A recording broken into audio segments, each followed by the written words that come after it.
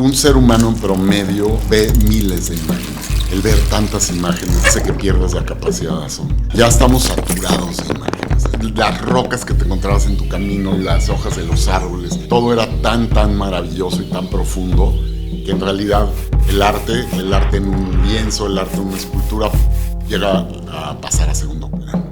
Andrés Siegel ha dedicado más de 3 décadas a estudiar, preservar, difundir el arte mexicano. Fundador de su propia galería, instalada en 2 casas porfirianas que él mismo rescató del olvido, Andrés no vende cuadros, provoca emociones y conversaciones. Muchas veces la gente que tenemos demasiado conocimiento, estamos viendo cosas muy absurdas como la técnica, el estilo, entonces cosas, y son cosas que te detraen de la experiencia, ¿no? La gente que tiene mucha sensibilidad, poco conocimiento, yo creo que es la gente que más siente, que más percibe y que más disfruta la obra. Como un niño, ¿no? Que llega y ve las cosas y dice, wow. Y el éxito no tiene que ver para nada si vienes de un lado o si vienes del otro, depende a quién conoces. Creo que nunca es tarde para hacer lo que hace que tu corazón cante. Te vas a morir de hambre si quieres ser artista. ¿Qué te suena a ti esa expresión que muchos hemos escuchado? Mira, yo creo que tiene que ver absolutamente con la... Dicen que las dictaduras no temen las armas, temen a los poemas, que no censuran balas, sino censuran canciones, y que la historia no la escribe solo los vencedores, sino también los artistas que se atreven a incomodar. Porque el arte no es decoración, es memoria, es espejo y es resistencia. Puede cuestionar al poder más que cualquier discurso, revelar verdades que los libros callan y recordarnos inclusive tiempos oscuros, quiénes somos, de dónde venimos y quizá hasta dónde vamos. Hoy está conmigo un hombre que lo entiende perfectamente. Andrés Siegel no solo ha dedicado más de 3 décadas a estudiar, preservar, difundir el arte mexicano y entre otros, ha hecho de cada obra un puente entre el pasado, el presente, el objeto y la idea, entre lo que fuimos y lo que aún podemos ser. Creció entre piezas con alma y objetos que contaban historias. Esta infancia lo llevó a construir una de las miradas más sensibles, agudas y comprometidas con la memoria cultural de este país. Fundador de su propia galería, instalada en 2 casas porfirianas que él mismo rescató del olvido, formado en Londres y Estados Unidos, y un colaborador de colecciones en México y el extranjero. Andrés no vende cuadros, provoca emociones y conversaciones. Hoy no quiero hablar solo de arte como objeto, quiero hablar del arte como fuerza, como detonador de conciencia, como desafío al sistema y como un gran recordatorio de lo que significa ser humanos. Andrés, bienvenido a Casi Famosos. Muchas gracias, Emilio. Qué gusto estar aquí contigo. Igualmente, mi hermano. Hoy elegimos el amarillo, cada quien, no nos comunicamos, tenemos que aceptar que es un muy buen color. Y yo me permití por primera vez ponerme esta casaca india que compré por allá porque no lo podría hacer con cualquiera. Y dije, hoy que viene este hombre lleno de cultura, lleno de entendimiento y que puede inclusive hasta ver eso, hoy me la voy a poner. Qué padre. Entonces me armé de valentía para estar frente a ti y todos creo que estamos deseosos de escuchar lo que el arte representa en nuestras vidas. Pues mira, Emilio, yo creo que coincidió el amarillo y dicen que el que de amarillo se viste en su grandeza confía. Eso, fregón. Muy bien, genial. Y bueno, así como esta expresión de cómo nos vestimos, de cómo nos vemos, cómo tratamos nuestro cabello y cosas que pudieran parecer inverosímiles, pues es parte de lo que hace tantos millones de años los primeros pobladores, los Homo sapiens erectus, fueron entendiendo y primero se empezaron a cubrir quizás hace 150,000 años, después empezaron a también ver qué es lo que se ponían. Si no estoy equivocado y tú me corriges, hace 82,000 años aproximadamente son los vestigios de la primera obra o de las primeras obras de arte, esto siendo un tema de joyería, las primeras, después las cavernas en ¿dónde es? En Marruecos, Altamira. En Altamira, también en el sur de África, en fin, bien interesante todo eso. Tiene que ver con una expresión, el arte, o cómo podemos definirlo. Casi nadie creo que nos detenemos y decimos qué es arte. Yo creo que en un principio era una expresión del miedo que le tenían a las fuerzas naturales. Era una expresión más religiosa que una cuestión estética per se. Así es como comienza este asunto de pintar en las cuevas, de decorarse, de los tatuajes, de la joyería que tú mencionas, y comienzan también como símbolos de estatus. Qué increíble el saber las cosas que no entiendo, entonces las pongo, las documento, ¿verdad? Para protección, ¿no? Que es uno de los instintos también que tenemos los humanos. Así es, completamente. Y qué genial también todo esto que siempre se ha visto en la historia del arte, que tiene que ver obviamente con las deidades, con el proteger lo que acabas de mencionar. Me parece genial porque suena lógico. Imagínate que lleguemos sin memoria, que no sepamos qué estamos haciendo, y a la vez que empezamos a tener conciencia, entonces vemos nuestro alrededor y vemos cuál es la correlación que hay entre ese alrededor y nosotros, por supuesto. Así es, sí. Pues bueno, no sabemos exactamente cuáles eran las intenciones de esta gente que hace tantos miles de años empezó a hacer esto. Todo lo que podemos hacer son elucubraciones. Por supuesto. A lo mejor las teorías más complejas que hay al respecto están completamente equivocadas, puede ser, no importa. El chiste es que existe. Definitivo. Y bueno, tenemos ahí algunos vestigios, ¿verdad? O sea, están claras algunas cuevas o algunas pinturas muy interesantes aquí en nuestro país, de hecho, que aquí Baja cerquitita. California. En Coahuila, en varios estados, eso es algo hermosísimo de poder apreciar eso. Y como tú dices, ¿qué tantos años? Pues cómo saber. Y el carbono 14, quién sabe si sea realmente así muy clarito, ¿verdad? El saber qué edad tiene algo. Pues más que la edad que pueda tener, es esa pregunta que siempre tenemos. ¿Por qué se hacen las cosas? ¿Cuál es la intención de haberlas hecho? Y bueno, elucubramos que se hacían por este miedo a las fuerzas naturales, por esta invocación, por este respeto, porque normalmente son animales los que se pintan, siempre hay algún sol por ahí, y por eso llegamos a esa conclusión. Pero bueno, genial. La verdad es que no sabemos a ciencia cierta por qué lo hacían. Por supuesto, pero lo que sí sabemos y lo que sin duda tú sabes es cómo te tocó a ti de repente estar en medio de todas estas obras de arte desde muy pequeño. ¿Por qué estás tan involucrado tú con el arte, tú, Andrés? Pues mira, volvemos un poco a lo mismo que estamos hablando antes, a lo mejor es karma.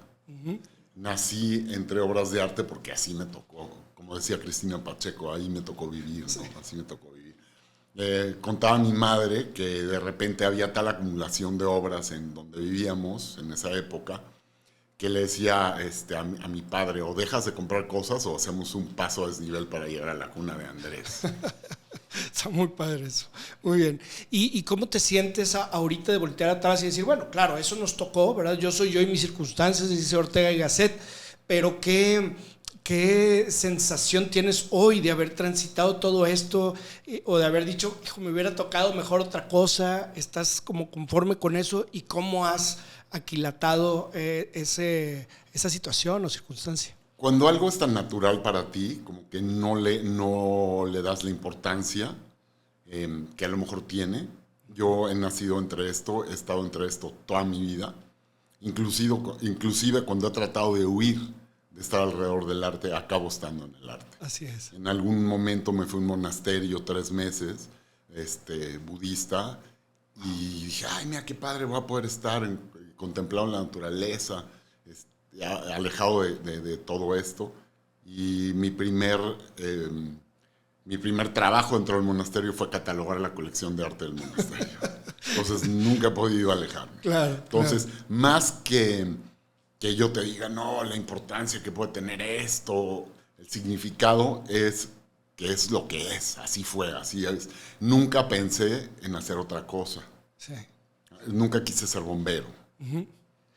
Oye, cuando llegas, por ejemplo, al monasterio, que me parece genial, eso no lo sabía de ti, y fíjate cómo lo expresas, dices, y quería yo contemplar.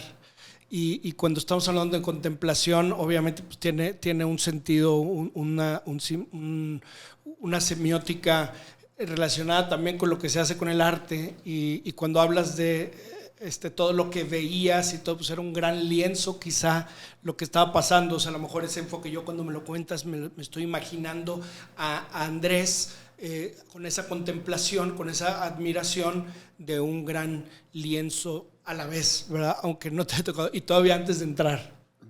Lo que dices es exactamente como fue. El lugar era tan bello, estaba en las Rocallosas, cerca de un glaciar, prácticamente bajo un glaciar.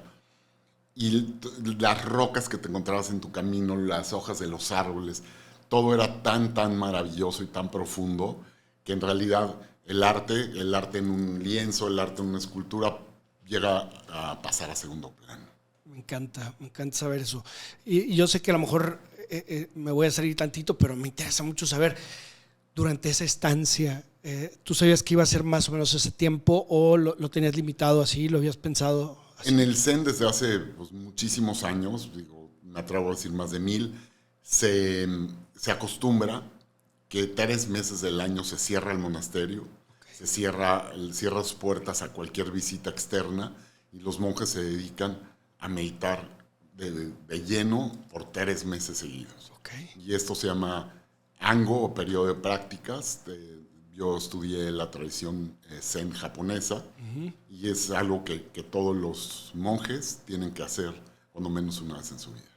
¿Y eso para ti qué representó esa estancia ahí? ¿Cómo lo haces normalmente o es una once in a lifetime? Lo puedes hacer las veces que tú quieras. Okay. Es muy difícil dejar tu trabajo y tu vida y tu familia por 3 meses. Claro. Entonces, en mi caso fue una vez, he ido a retiros de un mes, he ido a retiros normalmente en un sesshin, que es un retiro que dura 8 días y que es súper riguroso. Eso sí lo he hecho muchísimas veces en mi vida. Pero haber hecho el Ango periodo de prácticas fue la primera vez que lo hice. Estuve en otro reducido, en otro monasterio, donde duró un mes nada más. Y me encantaría seguir haciéndolo, pero pues bueno, la vida occidental no te lo permite con facilidad. Claro. Y si pudieras compartirnos qué te llevas de ahí, así una idea particular, hice esto y me emergió esto en mí, ¿qué fue lo que te llevaste en general? Pues mira, primero que nada es una gran disciplina. Pararte a las 3 de la mañana en un frío considerable, salir a caminar afuera, dar vueltas y vueltas y vueltas, a un paso pues casi de gallo gallina. Y hacerlo hasta que toquen la campanita, porque no hablas, no hay comandos orales, todos son sonidos que tú tienes que aprender y ir siguiendo. Esta disciplina me dio una gran introspección y la verdad fue una experiencia maravillosa, también muy difícil, ¿no? Porque tienes que hacer trabajos que pues, no estás acostumbrado a hacer, ¿no? Trabajos de limpieza, trabajos de cuestiones así. Yo no era bueno para cortar leña, por eso me pusieron a catalogar una colección de arte. Muy bien, excelente. Hubo un momento donde dijiste, ya no quiero estar aquí, obvio. Como cada tercer día. Sí, más o menos. Y eso es parte de la disciplina, de lo maravilloso de la disciplina. Claro, por supuesto. Entonces, finalmente hiciste un arte de ese tiempo y de la meditación y de la humildad y de una serie de cosas. Se puede decir que se construyó también algo de arte con tu persona. Pues mira, el arte estaba en todos lados. El arte, como te comenté hace rato, el lugar era tan maravillosamente bello. Y aparte la arquitectura japonesa con la que estaba construido el lugar, también bellísimo. Entonces, pues no, y estás tan embebido en lo que estás haciendo, en la meditación, en la disciplina, en el horario, en seguir el horario, que en realidad no te da a veces tanto tiempo de estar pensando si es arte o no es arte, o qué es arte y qué deja de ser. Claro, genial.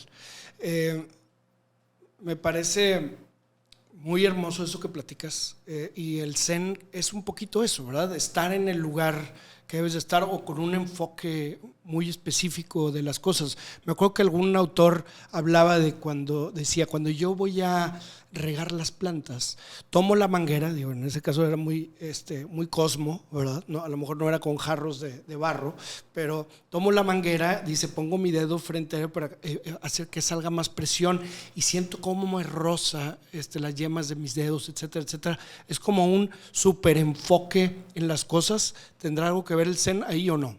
Totalmente, y lo que tú acabas de ilustrar es completamente el fundamento del Zen, el estar en presencia, el sentir el agua que pasa por tu dedo, las rocas que estás pisando, el sol que salió o que se metió.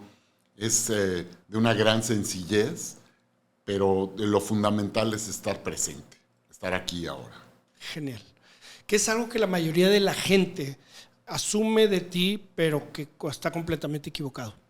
Tenemos tantas distracciones en el occidente, ya en todos lados, donde tu mente se condiciona a estar distraída, a estar pensando qué es lo que vas a hacer después. Ahora que estoy platicando contigo, lo más normal sería que yo esté pensando en qué te voy a responder a tu próxima pregunta o que me distraiga tu preciosa casaca amarilla, ¿no? Y el chiste aquí es estar contigo ahora respondiendo tus preguntas. Qué padre. Me acuerdas de un libro que leí de muy chavo y ya lo he dicho como en 10 episodios, pero no me canso de decirlo y me encanta.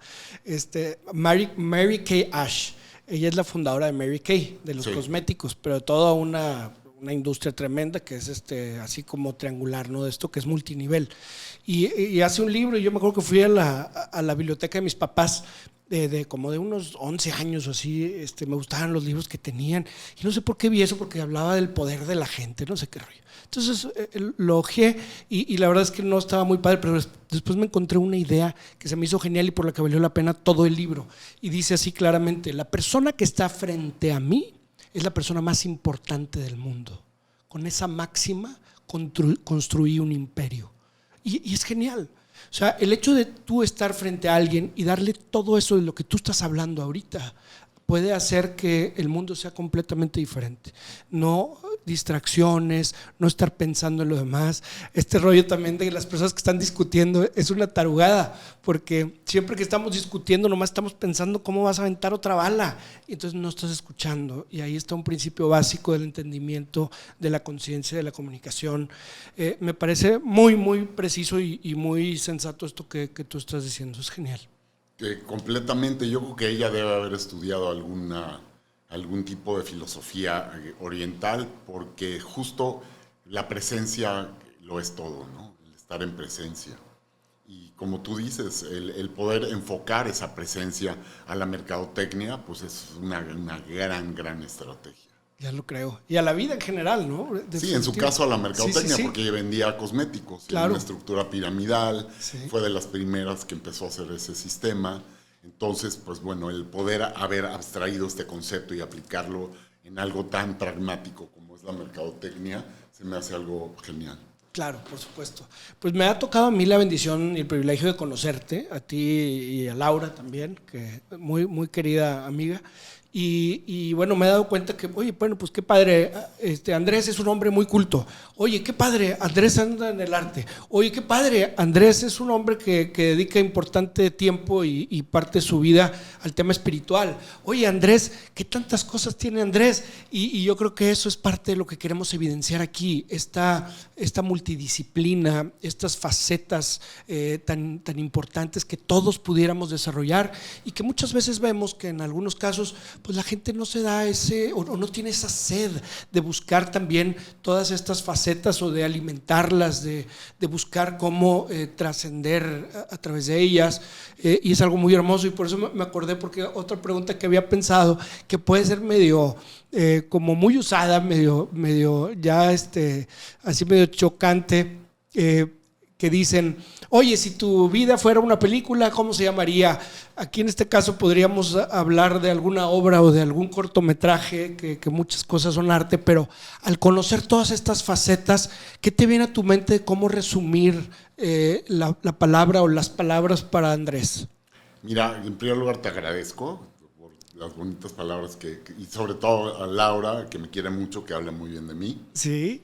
A lo mejor, yo no sé, para mí es tan natural todo esto que a lo mejor yo no le pondría tanto énfasis y exaltación a cada una de las cosas que he hecho en la vida. Pues yo creo que una línea es una sucesión de puntos. Okay. Y a lo mejor te diría, mi vida ha sido una sucesión de puntos. ¿Nos podrías explicar un poquito eso? Suena muy interesante, como un sistema. En geometría, una línea es una sucesión de puntos. Okay. Son punto tras punto tras punto que acaba conformando una línea. Inclusive una curva es una sucesión de puntos. Entonces, pues sí, una vida es una sucesión de momentos. Y esos momentos, entre más momentos tengas la capacidad de estar en presencia, de estar atento a lo que está sucediendo, pues más rica es, ¿no? Entonces, pues yo diría que mi vida es una sucesión de puntos. Está genial. Cuando hablas de momento tras momento, creo que refieres a que deben de estar hilvanados de alguna manera. ¿De qué los hilvana? ¿El sencillo hecho del sistema o a algo que es el engrudo de la sucesión de puntos? Pues yo creo que el tiempo es el engrudo. Ok. El tiempo es lo que acaba haciendo. Si fuera estático, el tiempo no es estático, el tiempo es movimiento. Y es ese hecho de que está en movimiento, de que sea dinámico, lo que engloba, lo que amalgama, lo que hace que yo pueda decir que mi vida es una sucesión de puntos. Qué genial, me encanta y que, ¿cómo? Digo, ya sé que ya me estoy clavando mucho en esto, pero se me hace muy interesante. La sucesión de puntos, ¿cómo? ¿De qué figura es o no tiene figura? Puede ser la figura que sea. Ok. La figura que sea. Muy bien. Sí, es una definición, esto más bien es un concepto geométrico. Claro. Algo filosófico. Muy bien, genial. ¿Nos quieres platicar un poquito nada más de tu formación? Se me hace muy interesante que hayas estudiado en Europa tanto como en Estados Unidos. ¿Qué ha sido eso para ti como un mexicano? Porque sé que te sientes bien mexicano y tienes un orgullo tremendo por eso. Y bueno, eso se ve también en el tema de las obras. El hecho de que tus padres hayan estado también relacionados con esto, obviamente, y que sean partícipes del acervo cultural, inclusive del museo ahorita, que es de arte contemporáneo. De historia. De historia, perdón, de historia. Y muchos otros museos. Tenemos obra claro. en muchos museos. Hemos prestado obra a más de 100 museos, incluyendo el Metropolitan de Nueva York, los museos más importantes de la Ciudad de México. Y pues podría seguirle, pero bueno, no que sea tan importante. Y ha sido un gran privilegio haber sido recibido en todos esos recintos. Mi padre fue anticuario y se desarrolló, mi padre era norteamericano y se desarrolló en México, llegó a ser uno de los más importantes anticuarios de su momento. Y a través de eso, pues bueno, yo tuve un camino un poco más fácil porque ya tenía la puerta abierta en muchas cosas. Decidí, o más bien la vida decidió por mí que este era mi camino. Y así continué, estuve estudiando en Sotheby's en Londres. Después estudié en Estados Unidos historia del arte también y tuve la oportunidad de estar en muchos cursos en diferentes lugares de Europa, en Milán, en Florencia. ¿Qué es lo que más te marcó en alguno de estos lugares o varios de estos lugares? ¿Qué es lo que te marca así tremendamente que hace que da un vuelco un poquito en tu vida en esto o en lo personal, verdad?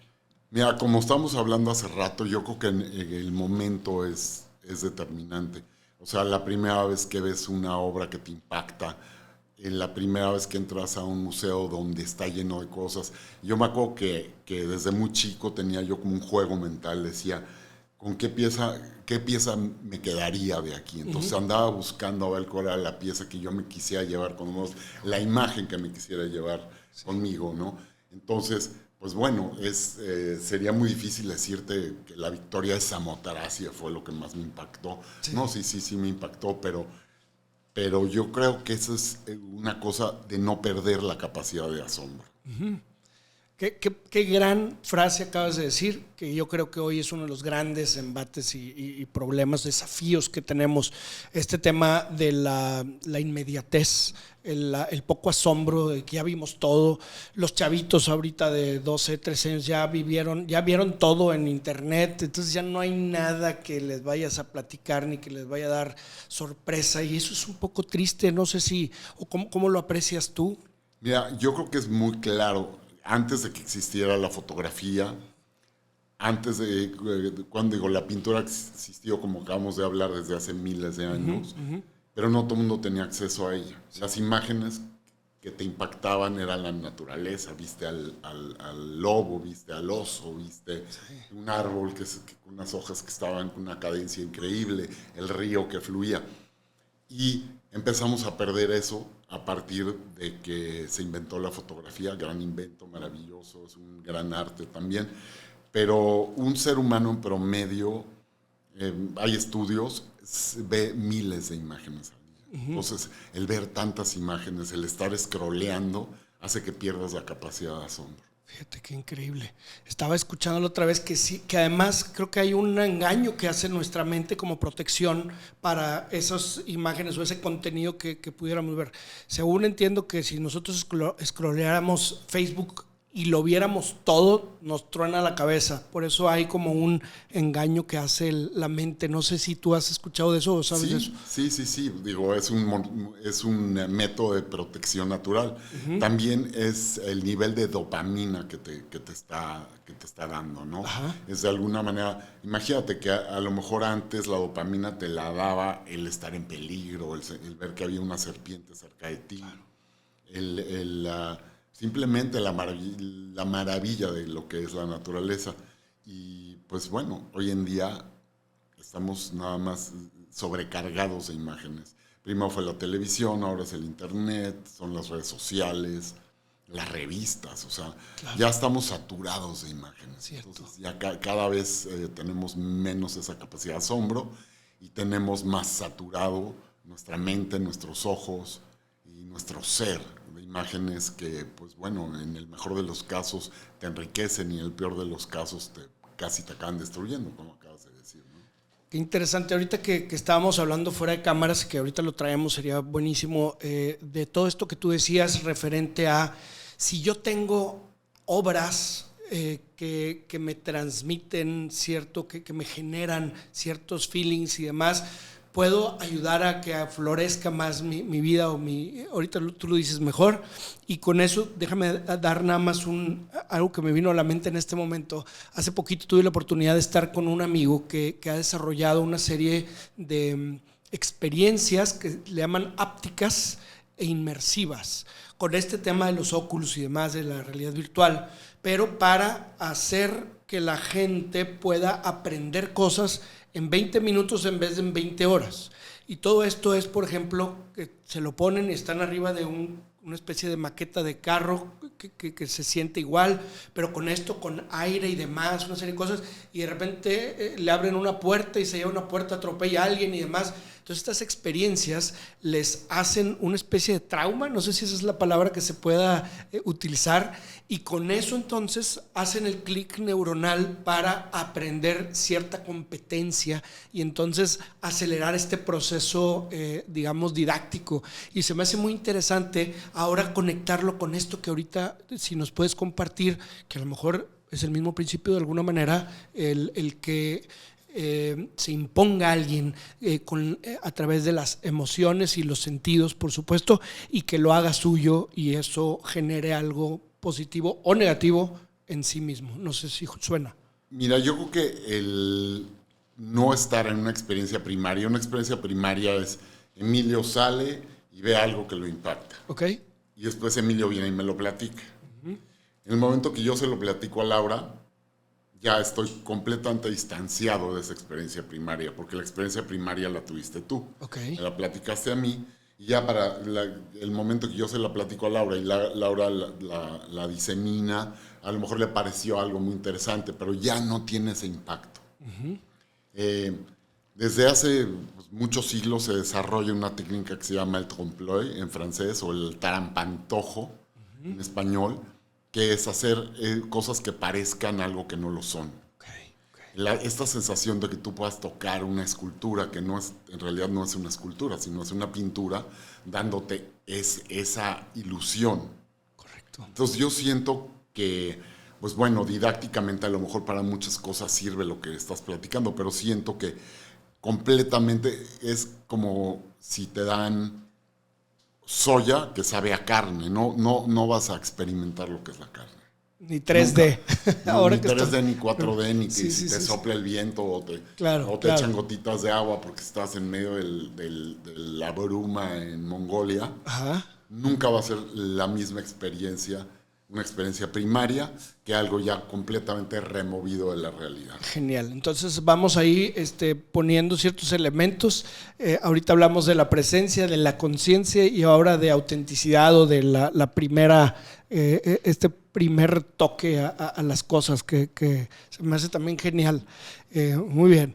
Oye, tengo yo la duda de repente, y esto es no tan elevado como tú pudieras tener una conversación, pero bajándonos un poquito, cada vez que me toca a mí la oportunidad de ir a un museo, me pregunto qué están sintiendo todas esas personas cuando están viendo. Si algunas están haciendo como que está siendo muy interesante lo que está frente a ellos, y lo digo sin ánimo obviamente de clasificar ni mucho menos. Yo mismo me he sentido de repente que pues no me hace sentir esto, o no estoy entendiendo mucho qué estoy haciendo aquí. Creo que es muy válido decirlo y sentirlo, pero también he tenido conversaciones con gente súper iluminada, profunda y demás, que me dicen: yo vengo y todo, pero la verdad es que no me impacta. ¿Y a qué se deberá esto? ¿O es un comentario muy precario para esto? Es súper interesante lo que acabas de decir.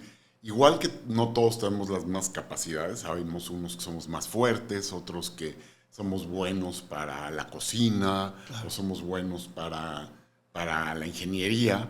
Lo mismo pasa en el arte.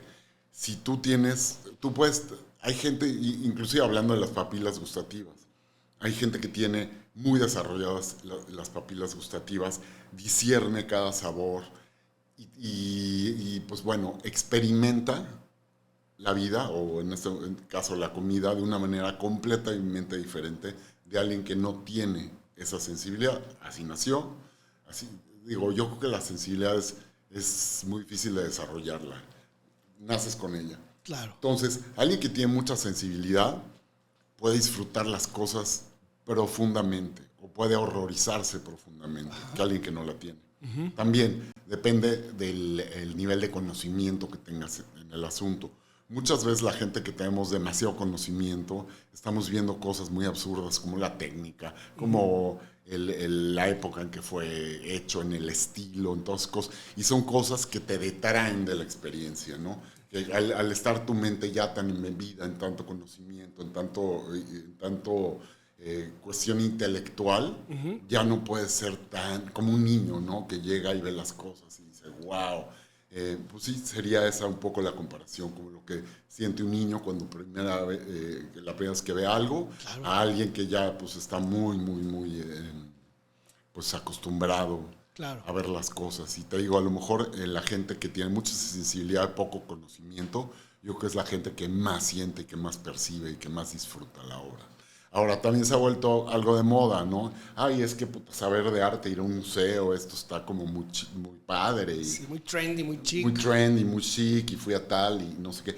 La mayoría de la gente que va a los grandes museos va a ver las obras famosas. Uh-huh. Digo, me encanta usar este ejemplo, pero hemos visto tantas veces a la Mona Lisa. Sí, claro. Ya la hemos visto tantos cientos de veces y hemos oído que es la octava maravilla.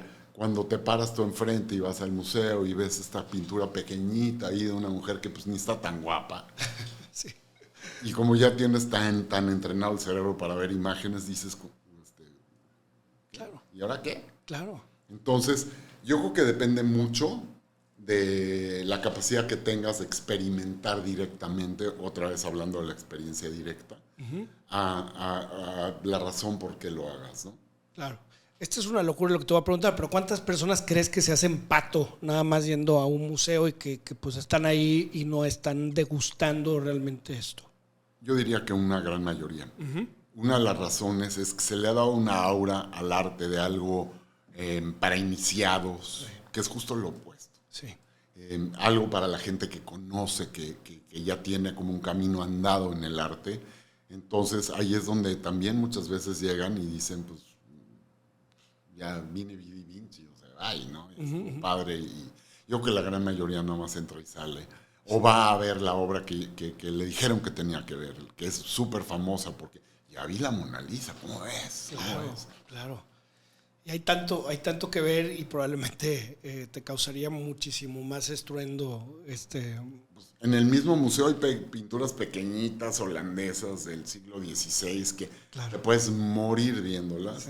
Y ves a esta que ya la tienes demasiado arrastrada. Claro. La verdad no te causa a mí no me causa ningún impacto. Sí, señor. Perfecto.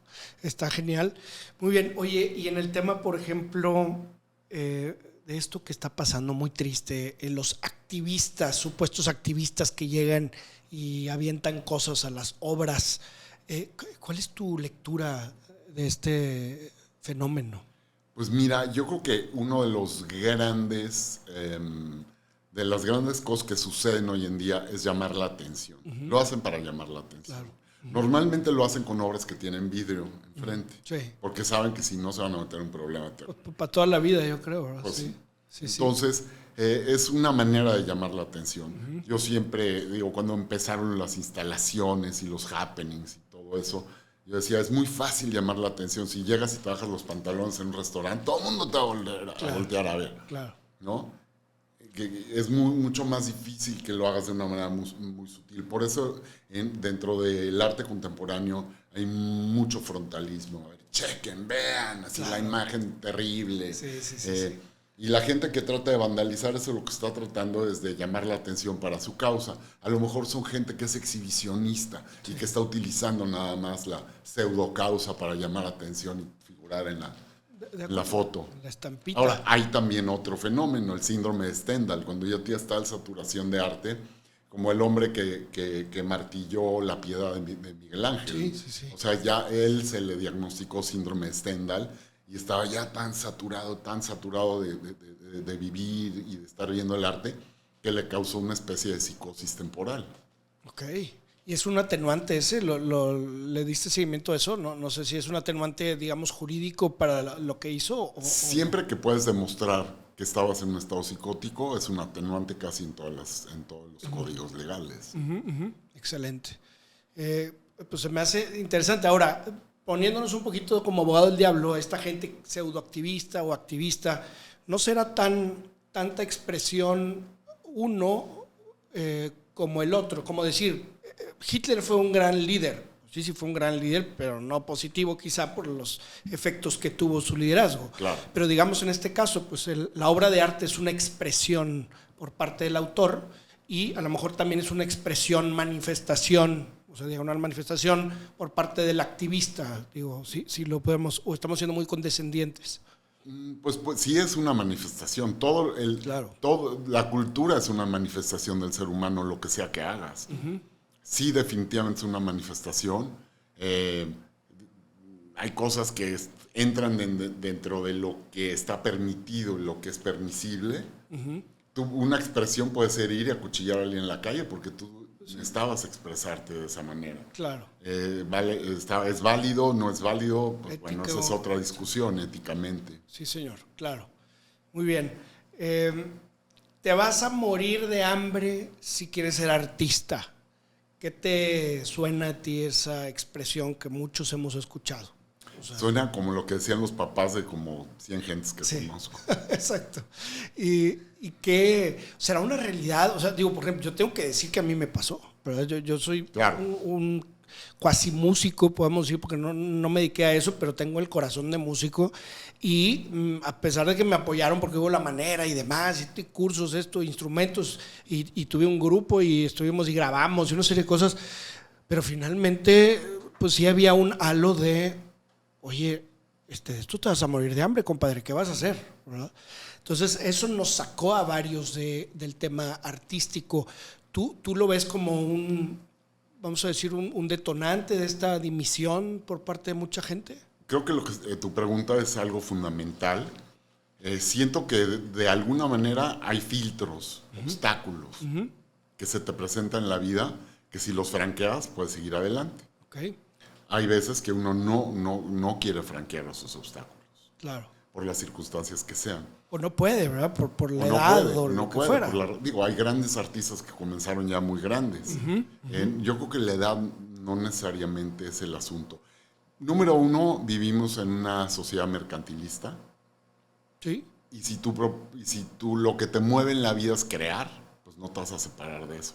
Si parte de lo que te mueve en la vida es, pues bueno, quiero tener dinero para mantener a mi familia y me gusta viajar y me gustan pues todas estas mieles que te ofrece el dinero, pues entonces, te digo, como te decía hace rato, son como obstáculos, son filtros que te van llevando. Ahora, por otro lado, existe también un punto muy importante, que es la importancia de la mercadotecnia en cualquier cosa, ¿no? Incluido el arte. Sí. Si tu papá hubiera sido un gran publicista y te hubiera dicho, dele, mijo, yo lo voy a promover, y lo voy a sacar aquí, lo voy a sacar allá, lo voy a sacar acullá, y vamos a grabar, entonces hubiera sido un gran artista. Porque finalmente yo siento que hay una concepción un poco errónea de lo que es el arte como algo sublime y de lo que es un producto más de una sociedad de consumo. El arte no es nada más hoy en día que un producto de una sociedad de consumo. Si pones un banano y le pones duct tape en la pared, sí, y tienes el aparato de mercadotecnia, de marketing, para que todo el mundo se entere y para que haya un compa ahí, a lo mejor era narco, quién sabe, claro, que te lo compre, sí, sí, sí, pues entonces pues ya estás del otro lado. No tiene tanto que ver con el haber abandonado esto. Yo creo que eso es un síntoma de nuestra sociedad. Y tú, estoy seguro que eres un gran músico, y estoy seguro que si de veras decidieras y lo vieras como este producto de la sociedad de consumo, y que a través del marketing podrías vender cientos de millones de discos, pues o sea, lo podrías hacer. Qué padre, me parece, y coincido con tu conclusión, con esta aseveración, pero me pongo a pensar un poquito más allá en el sentido de abogado del diablo otra vez, respetuosamente. Por ejemplo, te digo, oye, pues hay muchos artistas, yo sé que también han nacido o han salido de comunidades de estratos muy complicados, muy complejos en tema económico, por ejemplo. Sin embargo, creo que se reduce mucho el espectro al que la gente pueda llegar y de ahí sacarlos, digamos. Y con esto, déjame tratar de explicarme. Dices tú, este consumismo tan canijo que a lo mejor no permite que tú te enfoques, y es un desafío que hay un muro que hay que desmoronar para poder acceder al otro, y me parece muy correcto y muy sensato. Sin embargo, creo que a lo mejor el muro para mí era un poquito más fácil que para una persona que nace en una favela en Brasil, ¿no? Entonces, ahí sí creo que hay un Project Venus, se llama, un proyecto muy interesante que dice, oye, tenemos que partir donde todas las cuestiones primarias, comer, vestir, tener un techo, están subsidiadas, están logradas. Si alguien nace ahí en eso, entonces tiene oportunidad de pensar en el arte, de ser creativo, de apoyar a los demás, de ser solidario, una serie de valores y cosas virtuosas que creo que cambiarían nuestro planeta completamente. Pero la cruda realidad, cuando menos de muchos países y del propio México en un porcentaje importante, son gente que no tiene más que necesidad de tener 3 tipos de trabajos, 3 turnos para poder corretear la chuleta y administrar eso en los pollos, ¿verdad? Entonces, híjole, ahí se vuelve algo que pudiera alguien decir, si fuera abogado del diablo, como no nada más trendy, sino algo de privilegio, ¿verdad? ¿Qué piensas de eso? A lo mejor el privilegio consiste en conocer a alguien que lo va a hacer por ti. Ok. Rufino Tamayo, yo creo que nunca hubiera llegado a ningún lugar si no hubiera sido porque Olga, su esposa, fue la que lo promovió, la que lo llevó, la que lo hizo que hiciera. Fue la fuerza que hizo que un gran pintor, que un gran genio que no venía de ningún estrato privilegiado. Uh-huh. Ahora, por otro lado, tienes completamente la razón. Si no tienes resueltas tus necesidades básicas, pues es muy, muy difícil que te dediques a la filosofía o al pensamiento o a cualquier cosa, o inclusive al arte, porque tú lo que necesitas es cumplir tus necesidades básicas, comer, tener salud, poder traer dinero para tu familia, etcétera, etcétera. Hay el caso de, por ejemplo, Jean-Michel Basquiat, que era un hombre que vivía en Hell's Kitchen, en la calle, un inmigrante haitiano, que un día va caminando Andy Warhol por ahí, lo ve y le llama la atención, yo no sé si él físicamente o sus grafitis, y lo encumbra. Y lo hace, ahora se venden en decenas de millones de dólares su obra. Okay. ¿Fue Andy Warhol o fue Basquiat? Claro. Ahí, o esa sinergia, ¿no?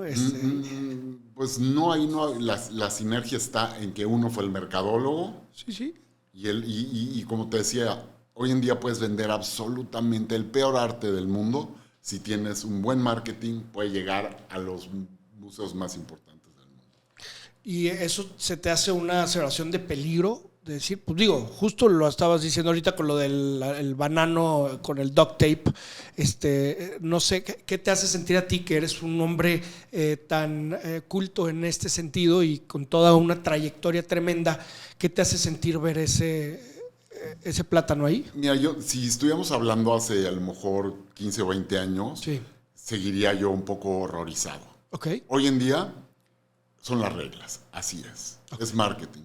Ya estoy completamente acostumbrado a ver las cosas más absurdas con muchísimo éxito.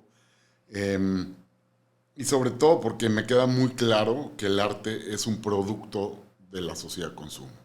No es algo sublime. Sí hay obra sublime, son las menos. Ok. Y el éxito no tiene que ver para nada si vienes de un lado o si vienes del otro. Depende a quién conoces, depende a quién la vida a quién te pone enfrente, del drive que tengas del éxito. Sí. Son muchos factores lo que lo entiendo. Eso. Si graficáramos esto que estás diciendo, definitivamente antes, pues a lo mejor el marketing no era tan importante o siempre ha sido así. Siempre ha sido. Okay. Si Miguel Ángel y Leonardo no hubieran conocido al Papa Julio II o al rey Francisco I de Francia, o a los Sforza de Milán, o a los Medici de Florencia, nadie sabría quiénes son. ¡Wow! Qué importante saber esto, yo creo. Y entonces eso nos lleva a tener una noción muy diferente del arte, así como de la vida. Fíjate que últimamente he estado filosofando, se puede decir, con algunos amigos profundones, o a veces con Macri, mi mujer, y llegamos a la conclusión de que, aunque puede ser algo muy sencillo, la vida no premia la meritocracia, el mérito, no lo premia. Entonces, así de triste, pero la vida no es justa. Justo. Está cañón. La vida no es justa. La vida no es justa. Y pensar o el tener ese concepto en el psique, yo creo que, a algunos nos sabotea un poco, no sé, o entendiéndolo a lo mejor te libera, no sé. Yo creo que tenemos muy romantizada la justicia. Ok. Y se nos ha hecho creer que se puede lograr una justicia. Hay visos de justicia. Para eso hay cortes, para eso hay tantas instituciones. Pero, ¿se te hace a ti justo que el animal grande se coma al chico? No. Es la historia de los seres vivientes. Desde los protozoarios, claro, hasta los seres más complejos que hay. Sí. Qué interesante. Lo que pasa es que también se ha hecho un sistema de deontología, de reglas, de expectativas, y se ha corrido, a lo mejor, el mismo marketing que te dice, si tú estudias, si tú te esfuerzas, entonces logras bonanza, digamos. Y eso no siempre es así. Es más, creo que no hay ni siquiera estadística importante. Yo creo que ahí también viene algo súper básico, que es el drive que tú tengas. Y vuelvo a los ejemplos de la naturaleza. Si una serpiente no se mueve suficientemente rápido y tiene la astucia de meterse en un agujero, pues llega un halcón y la levanta y se la lleva, ¿no? Claro. Entonces yo creo que tiene mucho que ver con la astucia y esta necesidad de supervivencia y este drive de querer ser exitoso entre los cánones que puedan existir en lo que sea que tú estés haciendo, ¿no? Hay grandes médicos, grandes médicos que nadie los conoce, ¿sí? Que no tuvieron ese drive, no tuvieron los contactos, no les interesó. Ellos simplemente querían practicar su arte de la medicina. Pues ahí están. Hay grandes artistas que nunca se han dado a conocer, o hay artistas que después de cientos de años se han redescubierto, porque en su momento pues nadie los pelaba, ¿no? Sí, o no los entendía o whatever, ¿no? Dependiendo los tiempos. Creo que esto que acabas de decir está para tildarlo, para ponerlo así en dorado, porque yo creo que todos nos hemos hecho esa pregunta en varios momentos de nuestra vida, donde decimos, ¿por qué está pasando esto? ¿Por qué no está lo esperado por mí si yo hice A, B y C? Esa era la fórmula. Y a lo mejor también nos están disuadiendo de esa fórmula ciertos intereses, a lo mejor no muy buenos, ¿verdad? Me puedo imaginar, ¿no? Cómo se dice, y a lo mejor déjame conectarlo, que en México, por ejemplo, el gobierno quiere burros, ¿verdad? Quiere analfabetas y que no sepamos bien, pues para que no nos defendamos, para que no exijamos. Y entonces pues se vuelve algo triste en ese sentido, pero muy plano y con el poder concentrado donde debe estar, con estos intereses que hay particulares, ¿verdad? Entonces, no sé si esto también pueda tener que ver o ya me fui muy allá, muy ayahuasca.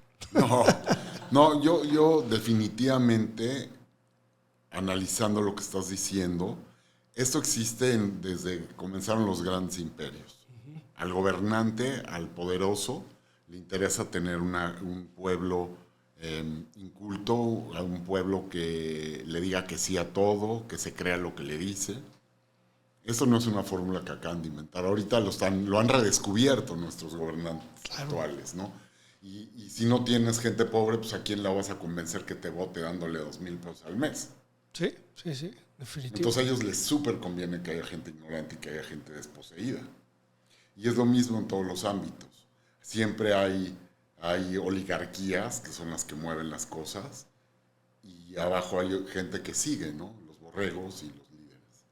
Completamente. Y entonces, dices ahorita que en todos los ámbitos o todos los tópicos, pero ¿cómo podríamos conectar entonces esto con el arte? ¿Serían los mercadólogos, serían los publicistas, serían los propios artistas o los cotos de poder que hay por ahí? Pues yo creo que son los cotos de poder.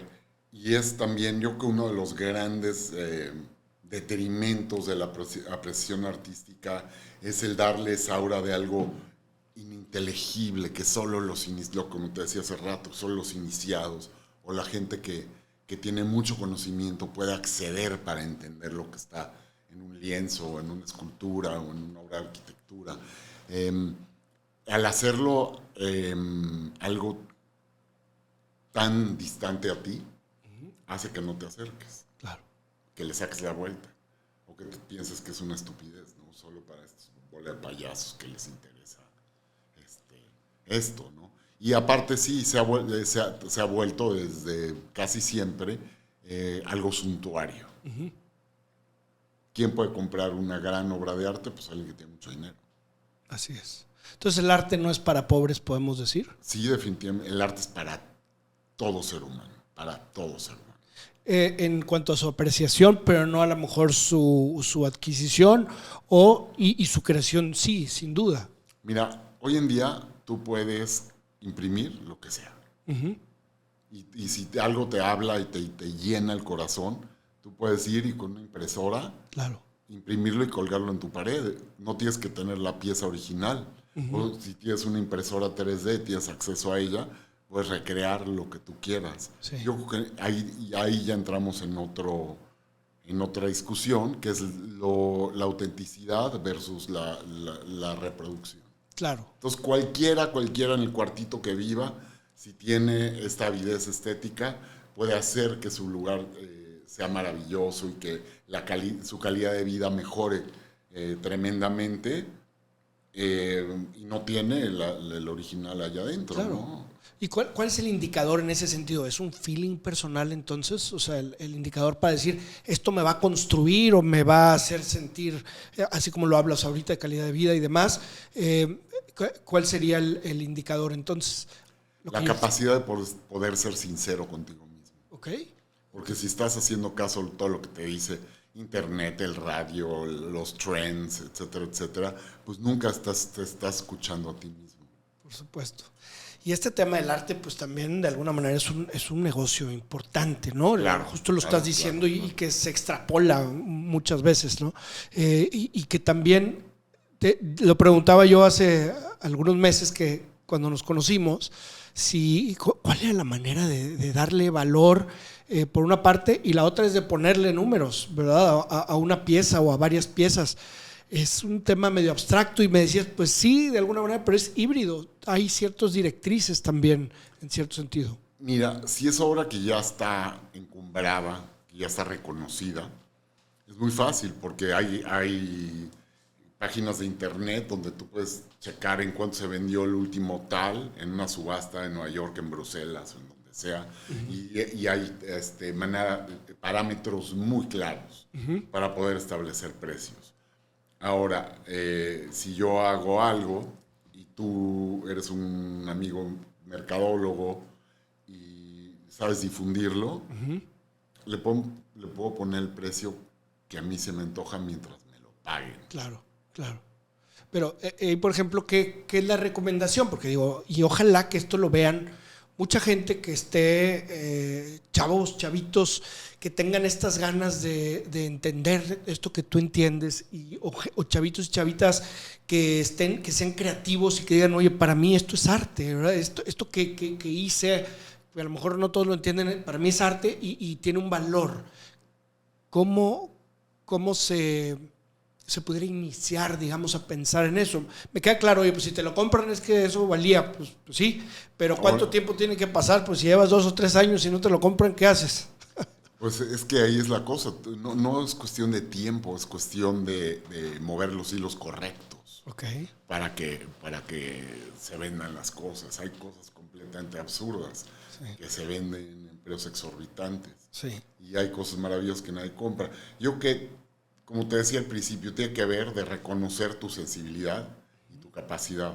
Hay gente que se le da el dibujo con una facilidad increíble, que no tiene que estudiar las técnicas de dibujo, que se pone, pero a lo mejor no tiene originalidad, o no tiene la fuerza, o no tiene un sinnúmero de elementos que son los que te darían para hacer una buena, entre comillas buena, porque también eso tiene su grado de relatividad, ¿no? Claro. Hay algo que me gustó mucho que me compartiste tú cuando yo te hablé de mi hija, Tori, Victoria, que a ella le encanta. Y ahorita quiero decir 10 segundos de lo que está haciendo ahora, porque me da mucho la atención para correlacionarlo con lo que estamos hablando. Pero me acuerdo que hablando de eso, ella tuvo un par de exposicioncitas de ella y pues ha estado bien padre. Y ha vendido algunas de sus obras. Y yo te preguntaba, oye, ¿cómo? Y me dijiste, Emilio, qué padre que sea su expresión. ¿Qué edad tienen? Pues tiene 13 años en ese entonces. Oye, no la vais a quemar, me dijiste. Me hace bien importante que nos platiques algo de eso. Llega a suceder muy comúnmente que cuando tú... es como el hacer un buen platillo cuando estás cocinando. Ajá. Si no le das el tiempo de cocción, la flama adecuada, etcétera, etcétera, o se te quema o sale crudo. Okay. Igual en el arte. Yo he conocido muchísimos artistas que los descubren a muy temprana edad. También tiene que ver con el ego, de sentir que eres un artista y ya estás vendiendo. Si tú puedes mantener de una manera regular que ese mercado siga existiendo, va a seguir vendiendo. A lo mejor va a dejar su búsqueda a un lado, porque como ya encontró una fórmula que se vende, que funciona, pues entonces este elemento de la búsqueda, que a mí se hace fundamental en el arte, se pierde. Genial. Creo que esto también es oro puro para aquellos que, sin importar la edad, como bien dices, se están encaminando a eso. O sea, no debe ser porque estoy buscando cómo hacer lana. O sea, el arte en principio es algo mucho más profundo. Debería de ser. O debería de ser, ¿verdad? Pero también debería de ser, pero luego ves los efectos secundarios que tiene el que no sea algo así. Claro. Eso es lo que está muy cañón y creo que eso es lo que tú nos estás regalando saber antes y prever. ¿Me explico? Porque yo mismo como papá digo, pues qué padre, esta niña está haciendo su lanita y está haciendo esto y lo otro y se siente muy bien, pero creo que el quemar, esto que hablas tú, es también quemar su creatividad, es truncarse, es buscar este marketing, es buscar este capitalismo y no todo lo holístico y profundo que te puede traer ser un creativo del arte. También yo creo que es muy importante, cada ser humano tenemos distintos niveles de madurez. Ajá. Entonces, puede ser una niña pequeña, pero con mucha madurez y que no pierda esa búsqueda de encontrar diferentes caminos en el arte, y puede ser que no lo sea. Entonces, claro. yo creo que eso es un factor también determinante. Y como todos somos diferentes y tenemos diferentes grados de diferentes cosas, pues puede ser que a lo mejor ella eso la motive y que sea algo súper positivo. Claro. Pero puede ser que no. Totalmente de acuerdo. Y bueno, pues es un riesgo muy fuerte que a veces algunos preferiríamos no correr, ¿verdad? Entonces, Yo creo que interesante. hay que correr el riesgo, siempre vale la pena correr el riesgo. O sea, me refiero al riesgo de apuntar hacia el dinero y no hacia la profundidad del arte, ¿no? Pero Claro. Ahora, si a ti te queda claro que el arte hoy en día es un producto de una sociedad de consumo y te queda claro, entonces de ahí te puedes detraer y decir, bueno, yo me voy a dedicar a hacer lo mejor posible, voy a buscar diferentes caminos, o decir, ya tengo esta fórmula, algo con rojo atrás, con unos gorros absurdos, Sí. y no salirme de ahí nunca y morirme haciendo lo mismo. claro, claro, genial. Oye, los 10 segundos que pedía yo para hablar de Tori Cárdenas es muy interesante porque me enseña su nueva colección que está haciendo. Y una se llamaba Wu Mythology, que tenía que ver con mitologías diferentes de mexicas, de Japón, de varios, con las mujeres. Y todas las mujeres tenían las piernas largas. Y yo veía eso, así como Botero ponía gorditos, así ella, obviamente con todo el respeto a Botero, y me llamó mucha atención y le preguntaba yo de qué se trataba y bueno, hablaba de los derechos de las mujeres, de cómo necesitan piernas largas para correr más rápido y alcanzar el tema de los hombres o alcanzar el tema del techo de cristal, etcétera. Me pareció genial por su corta edad tener esa concepción y plasmarlo ahí. Después hizo otras, pero ahorita estoy encantado porque está haciendo una que no tiene nombre, pero son chavas, son mujeres de diferentes culturas que en el cuello tienen un código de barras. Y yo dije, qué raro. Pero pues qué padre, vi la primera y dije, pues ha de ser un tatuaje, pues está muy cosmo, muy locochón, muy urbano, no sé ni cómo decirle. Pero luego veo que la siguiente también tiene un código de barras diferente. Y le pregunto de qué se trata eso. Y entonces ella habla de trata. Y entonces ella habla también de cómo se está tratando a las mujeres, cómo significa la cosificación, en sí, todo lo que ahorita nos estamos imaginando todos. Entonces se me hace genial y con este punto quisiera llevar a preguntarte a ti estas expresiones que van ultra, que van más allá del sencillo, pues el arte, porque así me sentí, sino donde hay una causa atrás profunda, donde hay un poder, querer cambiar, un tema de servicio, de una causa fuerte. ¿Qué ves tú en el arte antes, después y lo que sigue en estas expresiones con causa? Mira, yo creo que es muy importante que nos demos cuenta que estas nuevas generaciones ven la vida de una manera muy distinta. Sí. Y es muy difícil para ti y para mí poder entender eso, porque no estamos ahí. Sí. Ellos nacieron con la tecnología, nacieron con todas estas cuestiones, que nosotros, pues bueno, ahora podemos a lo mejor dominar, pero no tenemos esa cosmología que tienen ellos. Entonces, por un lado, ella es de otra generación. Por otro lado, imagínate que pues todas las mujeres tuvieran un código de barras, sería muy fácil pasarles un escáner y saber de dónde vienen, a dónde van.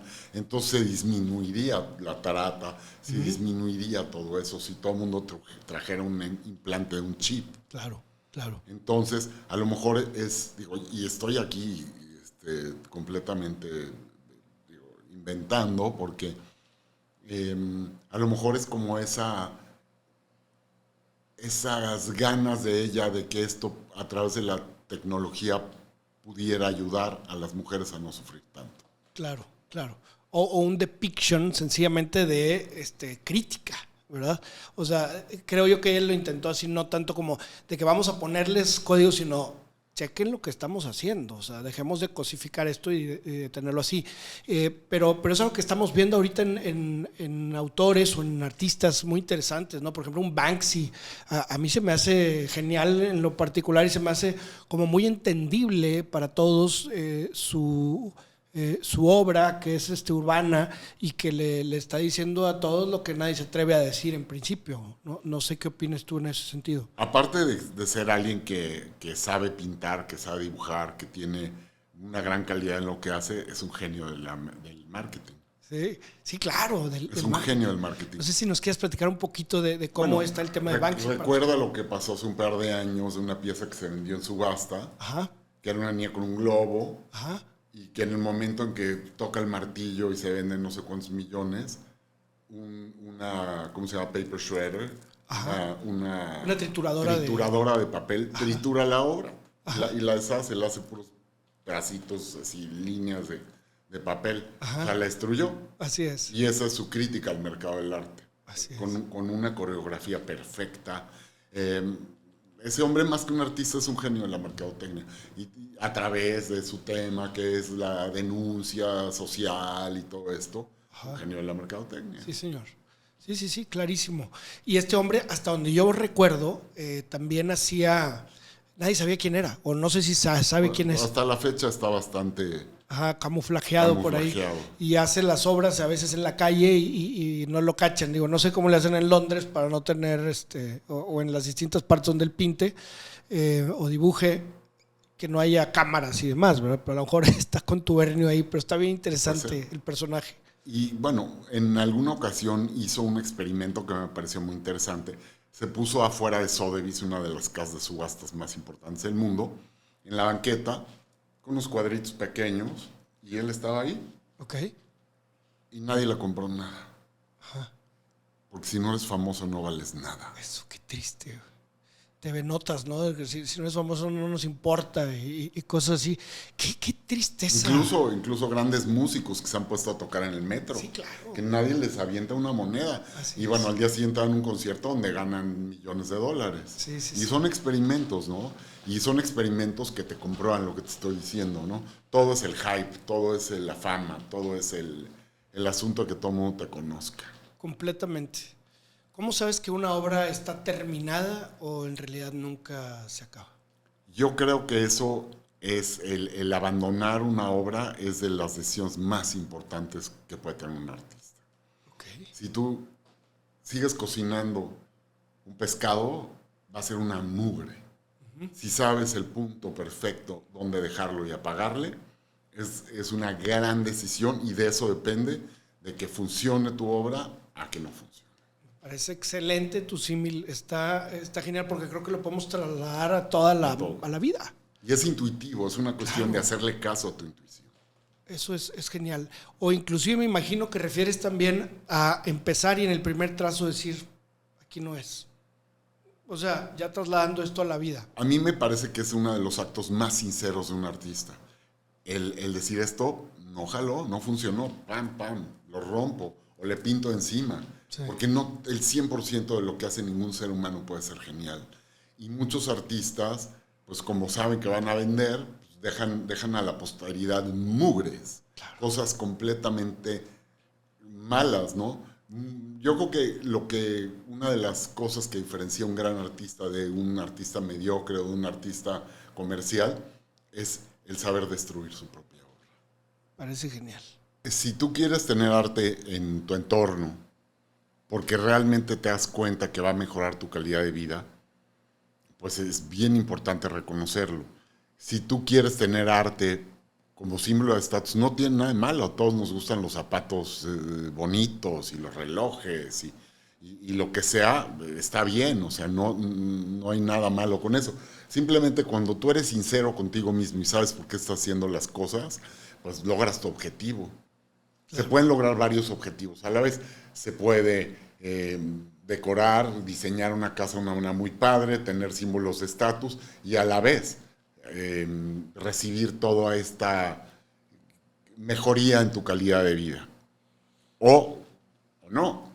O a lo mejor solo quieres símbolos de estatus para impresionar a la gente que entra a tu casa. Claro. Sucede mucho que hay los ricos pobres. Si tú entras a casa de un rico ya después de cierto nivel que no tiene buena obra en su casa, es un rico pobre. Uh-huh, uh-huh. Y eso es un parteaguas muy importante. Ya lo creo. Pues es como nada más comprar Ferragamo o cualquier marca sencillamente por la marca, ¿no? Pues sobre todo si te pones Balenciaga, que es una bolsa de basura. Exacto. Porque Ferragamo... Sí, todavía tiene cosas bonitas. Tiene cosas bonitas también hechas. Buenas, sí. Y son zapatos cómodos, durables, que tienen una funcionalidad, que tienen pues varias cosas, aparte de la hebillita que igual ni marca trae, ¿no? Valenciaga, me parece excelente.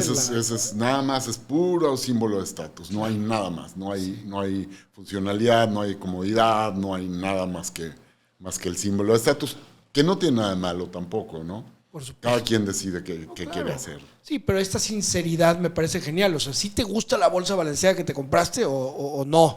¿Verdad? No, nada más lo tengo porque no me gusta. Imagínate como que qué diferente y qué contrastante también, o qué ironía, no sé cómo llamarle, estar cargando algo que no te gusta para que alguien piense algo que no eres. Exactamente. Está cañón. Exactamente. Y es donde entra la sinceridad, ¿no? Así es. Y bueno, hablábamos también de lo importante que es, cuando vamos al principio, saberte asesorar. Uh-huh. Saberte asesorar por alguien sincero, por alguien... pues es, no sé, cuando tú vas a cualquier profesionista, tú tienes un pedido, ¿no? Yo necesito solucionar esto. Claro.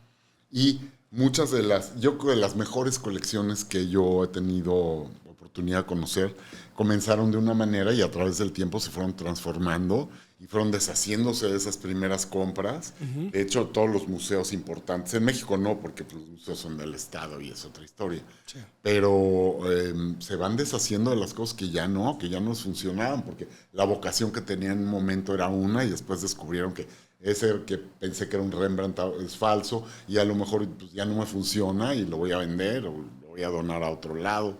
Y así, ¿no? Una colección de arte también es un ser vivo. Uh-huh. Orgánico, que va desarrollándose y teniendo diferentes facetas y etapas. Qué genial. Y tus facetas también pues van concatenadas con eso, me imagino, en algunos, pues si es tu colección, si es tu arte. En el tema de asesorarte, por ejemplo, si yo sé que tengo un problema de ojos, pues voy con el optometrista o con el tal persona. Si voy con un abogado penalista porque tengo una bronca de ese tipo. Aquí, ¿cómo les llamamos entonces a los asesores que tienen que ver con esto? ¿Hay alguna profesión, un oficio específico o sencillamente es alguien culto en este ámbito? Pues mira, yo creo que no necesariamente hay, como en el caso de los problemas oculares, el oftalmólogo, el optometrista. Yo creo que es muy importante aquí que sea una persona honesta y que sepa lo que está haciendo y que pueda resolver tu necesidad. Entonces, a mí se me han acercado muchas personas y me dicen, oye, yo quiero esto. Ok, ¿quieres esto? Pues vamos a hacerle así, así, así. Y ya después de que le resuelves el problema, en teoría, te dicen, no, la verdad es que no, yo no quería esto. Uh-huh. Qué bueno que recorrimos todo este camino para que te dieras cuenta que eso no es lo que quieres y que lo que verdaderamente quieres es algo más. Claro. Creo que tiene mucho que ver con la honestidad, con la honestidad de un profesional. Yo creo que sí, acercarse a un profesional pues es importante. Ya lo creo. Te voy a cambiar un poquito la onda y pensar en los políticos. Muchos hablan de cultura. Y yo veo que la agenda es uno de los, así como la juventud, los dejan hasta el final en la agenda política o pública. Sin embargo, ha habido algunos exponentes interesantes, en el caso aquí de San Pedro, por ejemplo, Mauricio Fernández, que acaba de fallecer, que sé que lo conoces, ahorita nos puedes platicar a lo mejor algo, pero ¿tú cuál es tu opinión respecto a la gente que ahorita está al frente de los proyectos de gobierno con respecto al arte? O sea, ¿sí es algo que ven como que para cumplir un check o verdaderamente le imprimen este ímpetu y esta trascendencia en la cultura? Pues te respondo con mucha tristeza. Uh-huh. La cultura y el arte en estos últimos tiempos en nuestro país es lo último que interesa, ¿no? El dinero que se destinaba a traer grandes exposiciones del extranjero, a apoyar la danza, a apoyar el teatro, a apoyar todo eso, ahora se utiliza para dar estipendios mensuales a la gente para que siga votando por ellos. Claro. Entonces, sí, definitivamente en este momento de la historia de México, el arte en todas sus manifestaciones es la última prioridad. Qué lamentable, definitivamente. Fíjate que esto me hace pensar, en algún momento que estuve yo en Oaxaca, fui a dar una conferencia por allá y dando esa conferencia en Oaxaca de Juárez, me pide el alcalde de Santo Tomás de Tamazulapan que fuera a dar esa misma conferencia a su lugar. Y yo le dije que sí, pensando que iba a estar ahí a 15 minutos y resultó que era 4 horas y media. Entonces pasaron por mí a las 6 de la mañana. Es un relato que hago ahí en el libro, muy bonito, muy padre, porque fue algo muy, muy especial. Pero lo que te quiero decir es que cuando llego allá, después de que dije, hijo, no puedo creer que hice esto, porque mi avión salía ese mismo día, imagínate, 4 horas y media, fui a dar una plática de 1 hora y me regresé las 4 horas y media, por eso me recogieron de noche, digamos. Entonces, muy interesante porque había señoras de 80, 85 años tomando nota de la plática que no tenía nada que ver con ellas, como había niños también que con un lápiz mocho estaba tomando notas y participando y demás. Estaba todo el pueblo en este especie de gazebo techado que había ahí. Pero lo interesante respecto del arte es que cuando yo salgo de ahí, salgo del lugarcito, un niño me pone la mano así y cuando me fijo bien veo que en la mano había una pequeña escultura. Wow. Una pequeña escultura y me la ofrece. Y entonces le digo, ¿y esto? Dice, yo lo hice con un castellano también muy deteriorado, se puede decir. Precario, exactamente. La veo hermosísima, parecía, y era un guerrero. Entonces me emociono mucho y le digo, ¿y esta me la vendes? Y me dice, no, es para usted, porque usted vino con nosotros. Y le digo, ¿quién hizo esto? Yo lo hice. ¿Cuánto te tardaste? 5 o 6 horas. ¿Con qué la hiciste? Estaba labrada. Con esto, y me enseña unos huesos de gato que él utiliza como sus instrumentos de labrado. No, pues se me quebró el corazón y le quise dar dinero y me dijo que no, y llegó su mamá y dijo, por favor, tómelo, es un tema de honor. Para nosotros representa mucho que alguien haya venido a esta comunidad a estar con nosotros, entre otras muchas cosas. Y ahí yo pienso y digo, en verdad, es así de triste el futuro y necesitamos un marquetero importante para Pedrito, que fue el que me regaló esa obra. Mi hija va a necesitar también el marquetero. O ¿dónde vamos a dejar el arte que hay? Justo como lo que platicábamos hace ratito. Yo creo que en el caso de Pedrito había una absoluta y total sinceridad. Uh-huh. Entonces, la sinceridad no necesita una retribución económica. Y aparte había un gran agradecimiento de que tú, viniendo de otro mundo, te hayas tomado la molestia de ir a dar esta conferencia a ese lugar. Uh-huh. Entonces, eso es un acto de gran sinceridad. Si Pedrito pensara que las va a vender, pues bueno, otro gallo cantaría y sería completamente otra historia. Yo creo que tu ejemplo es muy bueno porque hablas de un artista sincero versus alguien que ya de alguna manera está contaminado con la idea del dinero y de recibir un... Claro, que está quemado, como decías hace un ratito, ¿no? Pues sí. Qué genial. ¿Qué hay entonces para toda esta gente? Y me refiero con estas personas conscientes, cultas y que están embebidas en todo esto como tú, que pudiera instrumentarse para poder apoyar esto. Dices tú, no, pues ese es un segmento que ya está cubierto de otra forma, en fin, pero también aceptando que el ecosistema es precario, que o que poca gente se interesa en esto tan importante y pudiera dar un vuelco a nuestra vida. Mira, yo creo que ahí también tiene que ver con la vocación que tengas, ¿no? Mi vocación no es ir descubriendo talentos por la vida o siendo una dama de la caridad ayudando a los Pedritos que hay por el mundo. A lo mejor es una pregunta que le tienes que hacer a alguien más. Yo creo que sí es muy importante darse cuenta y no darse por vencido de que el arte puede ser sincero, que puede ser real y el poder reconocerlo. Genial. Y por ejemplo, ¿tú qué le dirías a un Pedrito que renunció a eso finalmente porque pues, tuvo que ir ahora a hacer pacas o yo qué sé, cualquier otra cosa? Y no por entristecer el ambiente ni nada, pero creo que vale la pena planteárnoslo desde ahora tu perspectiva. ¿Qué le pudieras decir a un chavo de estos como como que no desistas, o sí, o estos, o sea, además de ser sincero, que ha quedado clarísimo y patente como uno de los elementos fundamentales de este episodio, esta plática, ¿qué se le podría decir? O si tú te lo has dicho a ti mismo, que yo sé que eres un artista, aunque digas que no, ¿verdad? Porque sé que eres un artista de la cocina, por ejemplo, entre otras cosas. Hago otras cosas. Y eso es genial, también sería padre que nos lo, que nos lo platiques. Pero ¿tendrías alguna línea para esta gente? Mira, yo creo que tiene que ver absolutamente con la decisión personal del artista. Hablamos hace rato de tener tus necesidades cubiertas. Si te estás muriendo de hambre, a lo mejor descubres, si estás muriendo de hambre, que puedes poner una tela en el piso y poner tus esculturitas y empezar así. Pero a lo mejor no, yo creo que es una cuestión completamente individual. O a lo mejor este Pedrito tiene sus cosas en una telita en el pueblito y llega alguien como tú y dice, no, vente Pedrito, y hazme 10, yo vengo por ellas el año que entra. Y claro. Son circunstancias y son decisiones completamente personales, cada caso es diferente. Claro, pero sí hemos visto muchos mecenas. Hace ratito platicabas de Warhol, ¿no?